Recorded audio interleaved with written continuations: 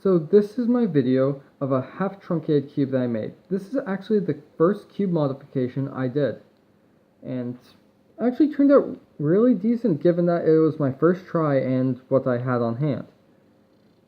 I have to say I actually didn't do that bad of a job cutting stickers for this, but it's not great. You can see bubbling, so it's the first time I was ever putting stickers on a puzzle. This one's not even, but honestly, not that bad.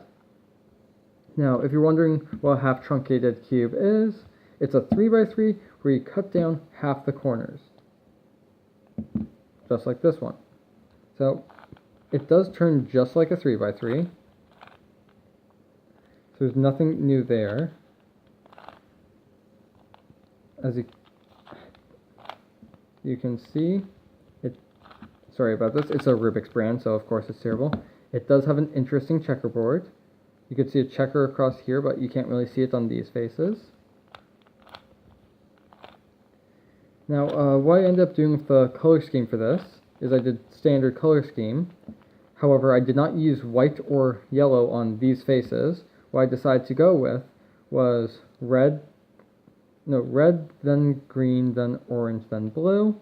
Because when you have white on top, it's red, and to the right of it, it's green, and to the left of it, it's blue, and then orange is across from it.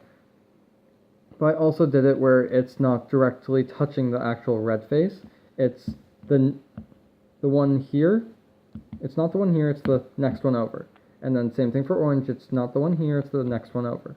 And then for blue, it's not the one here, it's the next one over. Green, not the one here, next face over. So this puzzle does shapeshift because it is a half-truncated cube.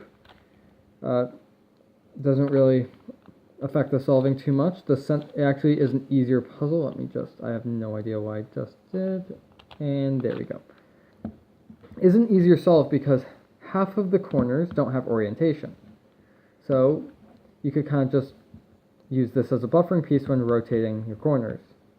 Or you might even get lucky and have it so you don't have to rotate any corners at the end because these two were the ones that would have been needed to be rotated, but they don't have to be because they look the exact same. This is very similar to a Master Morphix, except on Master Morphix, you would go down much deeper into the mechanism and cut all the way to the center. So these would actually become the dominant faces. You would still be able to turn across this axis, of course, but this center would have orientation, and you would end up having edges that are interchangeable, and you'll still have these corners, and these corners will still be here, but they'll just look different. So it'll turn into a tetrahedron instead of a half-truncated cube. I do kind of want to make one. I actually really like my Master Morphix. You've seen that I do have the Pure Morphix, Master Morphix, Mega Morphix, and Giga Morphix, or Ultra Morphix, whichever one you want to call it, in my collection. I do hope they come out with the 6x6 and 7x7 versions. I'll probably end up buying them because I love those cubes. So yeah, there really isn't much to say. It's a terrible cube that I used. But what was interesting with this is I didn't have Milliput on hand. What I ended up doing is I actually took a heat blade and cut, I think it was a heat blade, and I cut down on these pieces. I had to be very careful so it would not melt them. I took them out individually when I did it, held them in a vise and cut them. You'll see it kind of goes up a little bit here. That's because it's a little bit burnt. I didn't have Milliput to fill the pieces with, so what I ended up filling the pieces with was this kind of like material for boat repair, which was definitely a horrible mistake. Even worse mistake getting the waterproof ones, which I couldn't wash off my hands.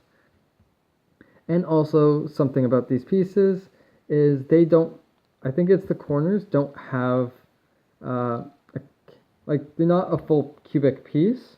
They have a gap on one of the parts of it. That's the edges that have that as well. Maybe the corners.